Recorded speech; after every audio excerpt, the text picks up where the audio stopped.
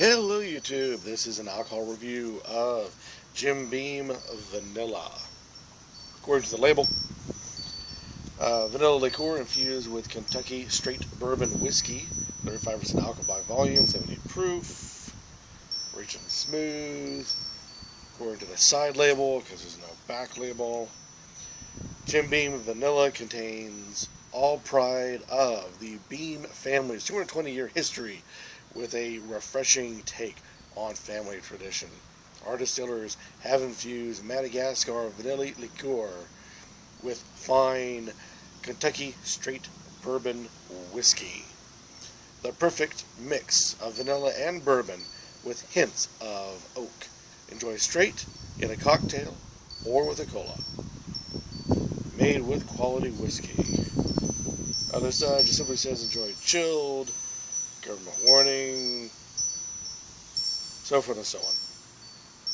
Made with Jim Beam, genuine Jim Beam. There we go. Now, I looked up what exactly is a liqueur, and apparently, by definition, a liqueur is a flavorless, in some cases, or in many cases, or flavorless alcohol that you simply have infused in with some sort of flavoring, and it can include fruits as well as spices. The way you infuse many times is simply take the, in this case, the vanilla, and place it in a vat, if you will, of the neutral spirit and let sit for a period of time. And lo and behold, the flavors will leak out of the spice or the fruit into the surrounding alcohol. You then strain it and add it to whatever you like. A suggestion has been given to me, and I know there's a bit of a tangent, is to take cocoa nibs, put it in with a nice whiskey, and there you get a nice chocolate liqueur. Even though the whiskey is not a flavorless, it will help enhance the taste of the chocolate. So presumably, what they did is they took the vanilla, added it to a flavorless alcohol, got themselves the essence of the vanilla into the alcohol, and then dumped it into the Jim Beam, a straight standard Jim Beam, who boast to have aged their bourbon whiskey twice as long as the law allows. Which is funny because in looking up the definition of bourbons, not whiskey, but bourbon whiskeys, bourbon, there's no law requirement. The only requirement when it comes to the aging process is that 4 years or less, they must state it onto the label. So there you go. Now, for a whiskey, there's a bit of a list of requirements, including aging, and that means 3 years in American charred white oak casks. So we can presume, though I'm not sure how safe, we can presume that Jim Beam here is a 6-year-old whiskey, minimum, which would explain why there's no age statement on the label if 4 years and under for a bourbon must be listed. Alright, that incredible dullness now past us. Let's go into the review. Smell a lot of bourbon and hints of vanilla.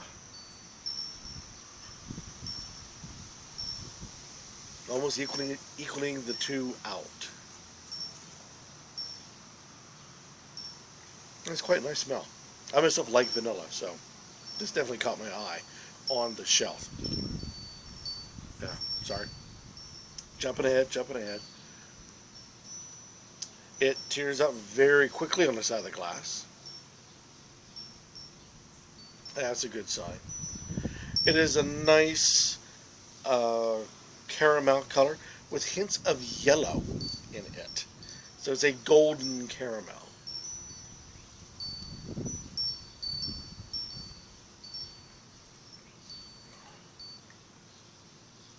And to me, that's delicious.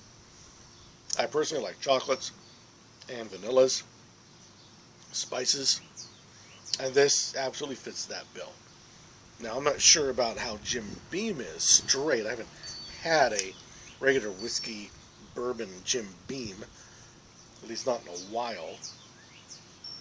So the heaviness of the vanilla flavoring covers over a lot of, if you're a Jim Beam fan, it may just simply cover over too much of it. If you just simply want a nice sipping alcohol that's flavored, like what I like, this is a good one.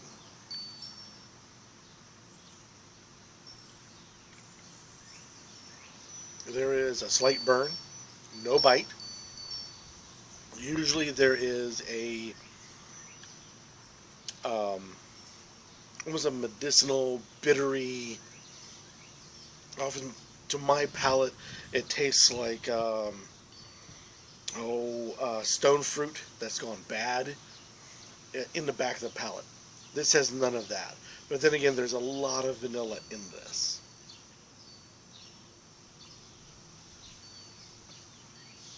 So that might be simply masking it all.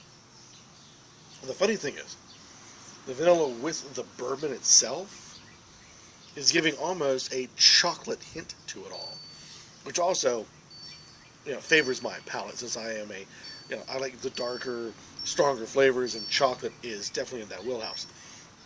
So this is just right there with everything that I like in a flavored bourbon. Now, the thing is, I believe this would be much better. Loud trucks. I think this would be much better on the rocks. And the funny thing is, on the other side of the bottle, it states, enjoy chilled. And I have to say, they are right on that. Now, what time of year would this be good for? Oh. That is good. I would have to say, well, it's got a light enough on the palate with the vanilla and all into it. And I know it tastes a bit chocolatey, so that gives a bit of a heaviness to it, a weight. But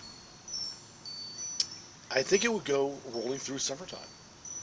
It's got enough to be in the winter, but I think it's a little weak for a good winter sipper. You want something with a lot of body, a lot of heaviness to it, and the cold of the winter. But in the summertime, late spring, early fall, especially early fall, and all through summer, the heat of the summer, I think this would be a good one. So, yeah, this would be a nice summer sipper. Now, they also boast about trying into a cocktail, or with a cola. I'll be giving that a try next. I am looking forward to giving this a try in a cream soda. I think that will go very well. I do have a cola with a vanilla backbone to it. I'm afraid there might be too much vanilla. There is such a thing as too much of a good thing. But I'm anxious to give that a try as well, too. So there you go. This is a review of Jim Beam Vanilla. I myself think it would make a good summer sipper. Definitely a dessert bourbon. So have this after your meal, and because it's afterwards and it's dessert, have anything that you want. This won't mess up any part of your palate with it. Give it a try, see what you think. Any particular comments down below, please, would be greatly appreciated. Or better yet, go out, buy it, try this particular product. It's Jim Beam Vanilla, and do a review of yourself on this particular product, while reviewing this product, and let the rest of us in the YouTube community know your thoughts. And until next time, as always, keep on drinking.